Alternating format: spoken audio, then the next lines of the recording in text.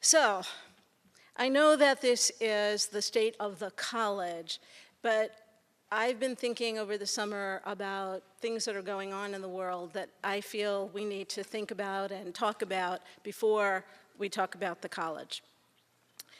And the things that have been on my mind and in my heart are violence, race, technology, and change. And I'm going to start with the issue I am probably least able to address, and that's violence. Because there's something very wrong when I spend more of my time worrying about an active shooter on this campus than I do about curriculum. This summer, I had the chance to hear a presentation by Rita Cavan, who was the interim president at Umpqua Community College when one faculty member and 8 students were killed and 9 others wounded by a disgruntled student last October. Umpqua was a small, rural, it can happen here kind of college, just like ours. And for a while, it was the mass shooting of the moment, and we saw it on television and in the news. But after the media left, the trauma stayed.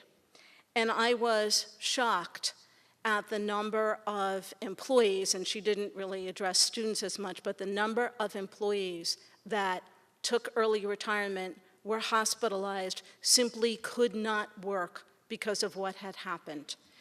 And there's nothing we can do to prevent something like that. All we can do is prepare, which is why so much of my time is consumed with those kinds of thoughts. Perhaps it shouldn't be, but it is.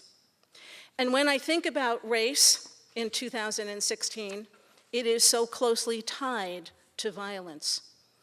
In 2009, I got to participate in Leadership Maryland, and we did a session on diversity. And one of the African American participants told us about the driving talk, the talk that African American parents give to their sons when they learn to drive, about how to behave when, not if, they are stopped by the police. This summer, and I guess it's really ongoing, we have witnessed the shooting of African American men, the shootings of police officers, in an escalating cycle of racial violence. And I don't have an answer to that. I don't know why some people choose violence. I don't pretend to understand the pain that comes from generations of pervasive discrimination. But I do know what I see here, what I see locally. An example given to me by an African American alum is that in her school district, African American females are steered into CNA. Not nursing, but CNA. And this is not a reflection on the dignity or value of being a certified nurse assistant. It's a reflection on steering people into lower paying jobs because of their race, because teachers lead them to believe that's all they are capable of doing.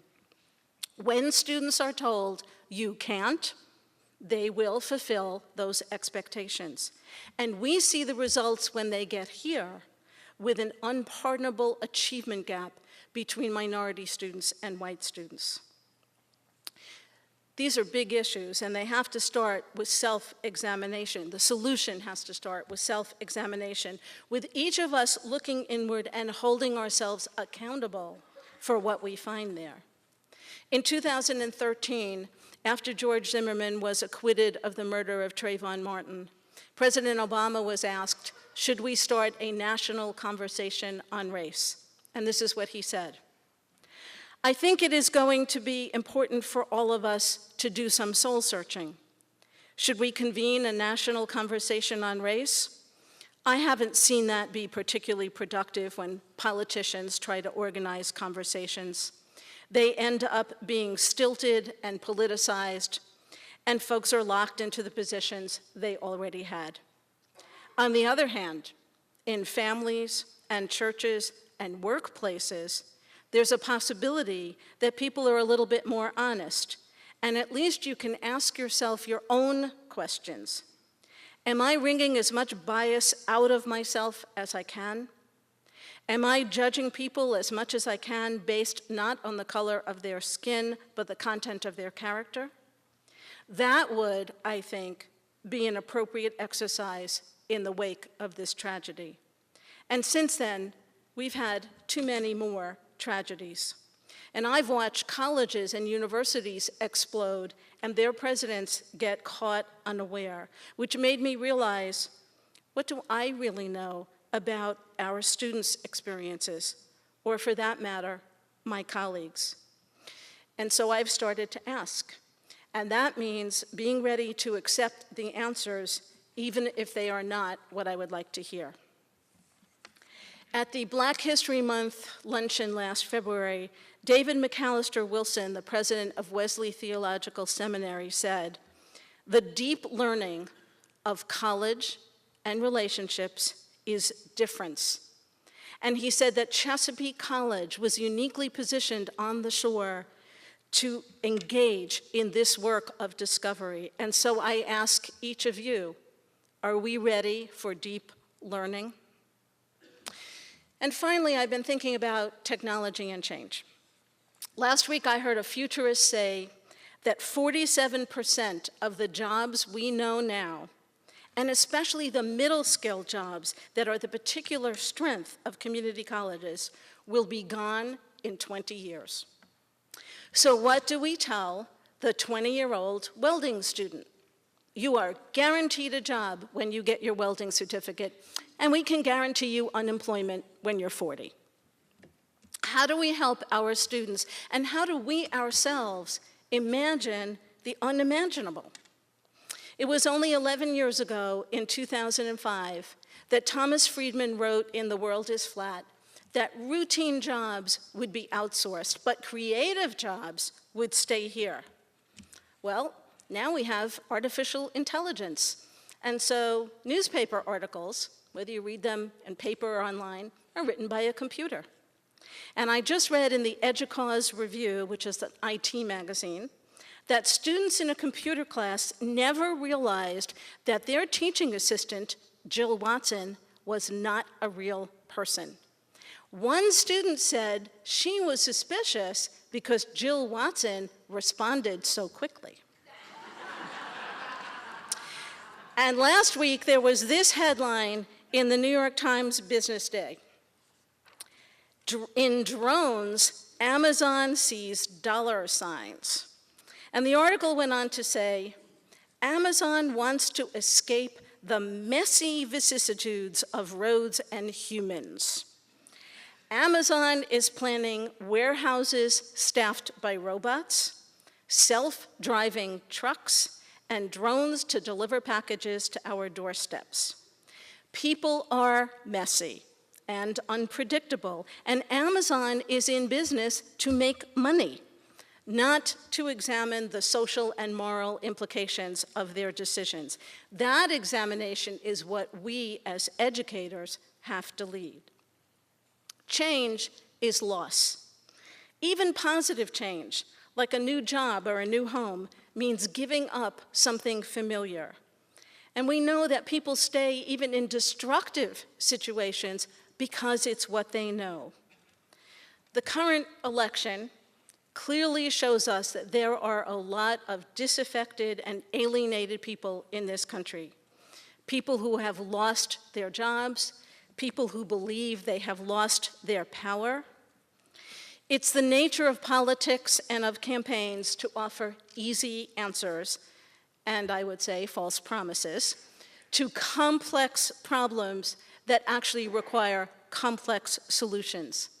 And isn't that what education is about? It is not our job to be political, but it is our job to promote dialogue and teach critical thinking. So these are the changes swirling around us, the things that I am thinking about as we start a new academic year. And those of you who have been here for a while know that we have lots of changes going on campus as well, and that these changes too can feel disruptive and stressful.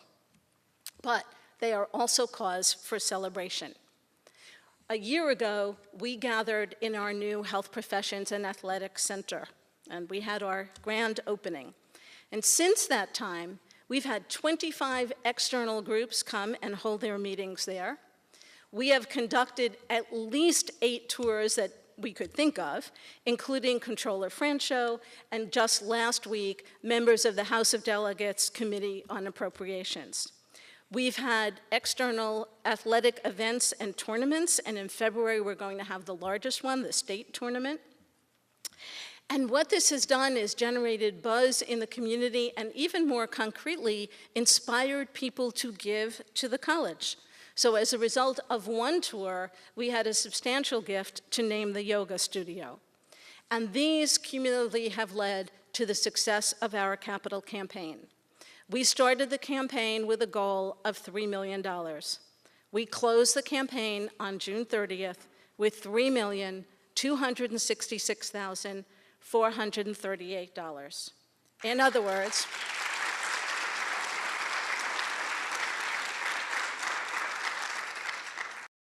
a well-deserved applause for 3,266,438 votes of confidence in Chesapeake College and in all of you. We were somewhat less successful in the public arena. We did get some cuts to our M&R budget, maintenance and repair, which we will work to restore, but we did get an increase in our operating budget, which allowed us to give the raises that we all deserve. We are conservative and responsible stewards of public funding. And one example of this is our sustainability efforts. I think it was Greg Farley this morning said, oh, I should be parking under the canopy. And we were talking about how the light changes and you need to know where is the shade going to be. And Eleanor emailed us over the summer saying, I got in my car and it was cool. But more importantly, on a hot, sunny day, we are off the grid. And when those of you who were here, I think it was just last week when we had the demand response test and we had to shut everything down for 2 hours, we were only on the grid for 5 minutes. And if you'd see a graph of our energy use from Delmarva in the first week that the solar field was operational, it went like that. That's a good direction.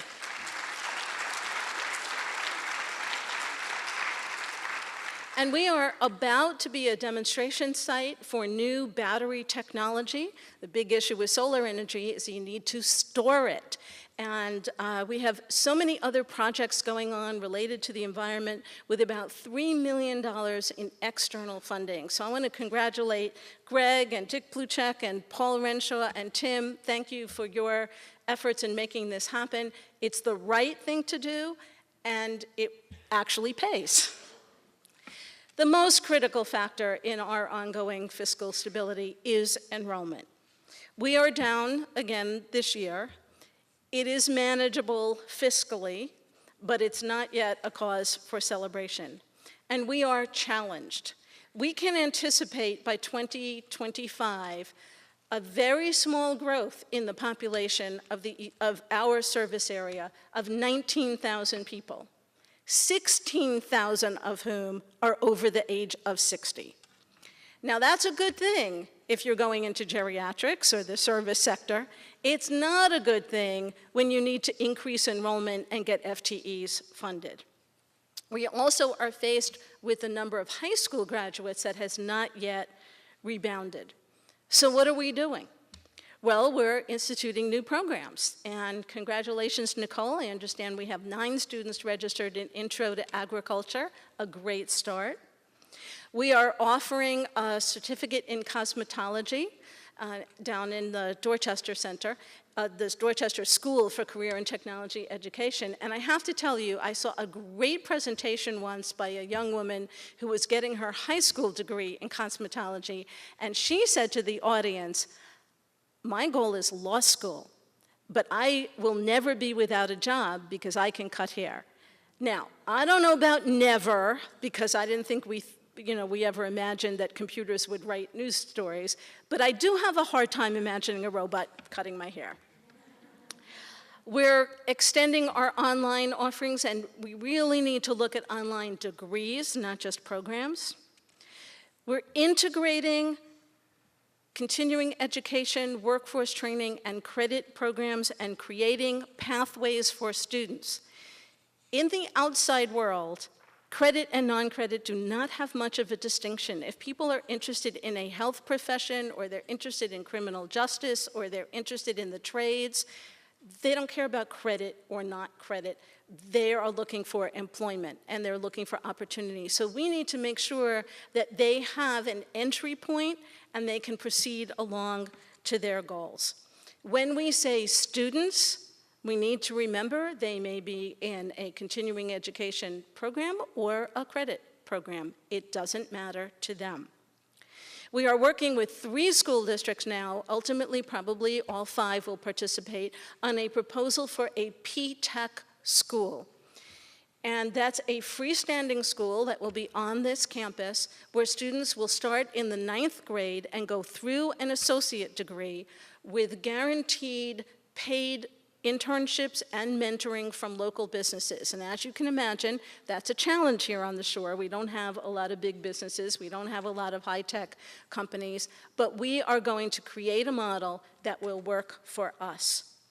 We are moving to digital marketing, which we can target by age and by geography, and which we can track. Our new college app will go live on Thursday, so watch for more news about that.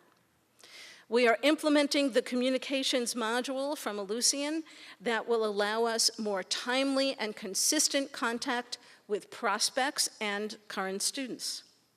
We're rethinking how students demonstrate that they are college ready, focusing more on their GPA than AccuPlacer. For advising, we will use the student planning module to assist students in assessing their degree progress and in scheduling each semester, but we will rely on faculty and staff to help our students with life and career decisions. And we're rethinking policies that need to be more student-friendly.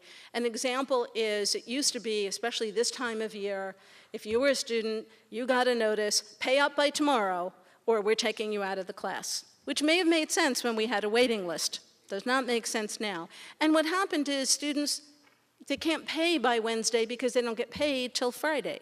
So now we give them a few days to pay before we, in a very peremptory manner, say, you're gone. We're also working on a Title III proposal. It's known as the Strengthening Institutions Program. It has the capacity to yield $2.2 million over 5 years.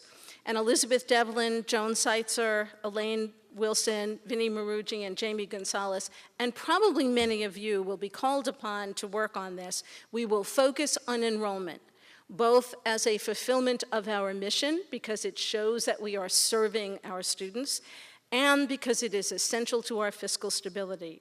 We will define and expand pathways and our ability to reach out to high school students, ABE students, adult learners.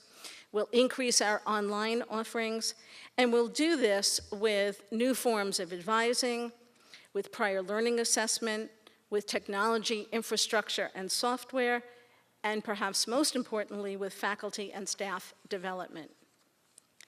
So I know that all this can feel overwhelming unless we keep in sight why we do all of this. What unites these diverse activities and what unites us, and that is that all of our efforts have to be geared and are geared to student success. Last week, I'm not supposed to say his name, but David Harper, who likes to use outdoor metaphors, said, "We're always looking at the compass, and we need to occasionally look up at the horizon." And for me, whether this is the first week of classes or almost the first week of classes, the horizon's always commencement. So when I'm sitting with spreadsheets in front of me with lots of numbers and drowning in details and regulations, what I remember is it's all about the students. That's my horizon. So I have a question that I think is a horizon question that we need to answer this year. Are we organized in the most effective way to help students succeed? And if we reorganize, how will we be better able to fulfill our mission? I've asked a small group to consider this question. John Longest and Jen Hawley from the faculty, Marcy Leach and Bob Fiella from CE, Melina Baer from academic support, Dana Bowser and Angela Denherter from Student Affairs, and Marcy Malloy from Institutional Advancement. And the group will be chaired by Clay Raley and Tim Jones. This is a boots on the ground kind of group, but they will be talking to many of you. I've asked them to create a transformational roadmap, keeping in mind the one goal of helping students succeed and the fact that we are one college. We are way too small to have silos. I'm asking them to work quickly in this semester, because if their recommendations have budget implications, we need to know those by December. We also need to know how to proceed with the searches for our 2 dean's vacancies in CE and Career and Professional Studies. And I would like to be able to share their recommendations at our January check-in day, which was a difficult day last year. We were dealing with difficult issues, but you all said that you liked being together and talking to each other, and we will have that day again to think about what are we doing well, what can we give up, and what should we be beginning. And by the way, that comes from Dixon Valve as a process they use for their organization. So it's going to be a busy year with more change and more work, and I hope and expect more celebrations. So in a minute, I'm going to finish with a commercial for the Pokemon Technology Skills Project at Chesapeake College. It's a paid political announcement produced by James Egan. For the past year, Jamie Gonzalez has been working with a group of people on campus, Susan Sanchetta, Andy Taylor, Donna Pletzer, Jane Welch, Barbara Smith, Lynn Smith, Mary Branning, and Jane Jump, to establish baseline technology skills for all of the jobs on campus at different levels and in different categories. And we are getting ready to start assessing those skills and then to offer training throughout the year to fill any gaps that we might have. And this project is now rolling out, and I would like to say that Clay has passed his assessment. Congratulations, Clay. I, however, am appealing my grade in Module 1. So, thank you all for your hard work, for the passion that you bring to this wonderful shared endeavor of changing lives. Enjoy the video, and I will see you later at lunch, which we have moved inside due to the heat. We did have... Some of the vice presidents were actually willing to go it, but I knew that you would just abandon them and come inside anyway. So thank you again and enjoy.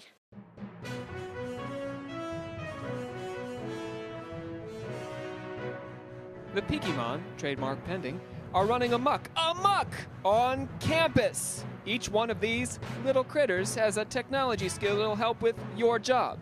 That's right, you. It looks like the Dorchester building is a real, genuine hotspot. Look here. Doug is battling an internet scrab. And Clay caught a mobile device mob. Lucy is going after the social media bot. There's a basic CompuPop in Tim's office. Dr. Vinier is about to catch an MS Word blurb. Gotta catch 'em all.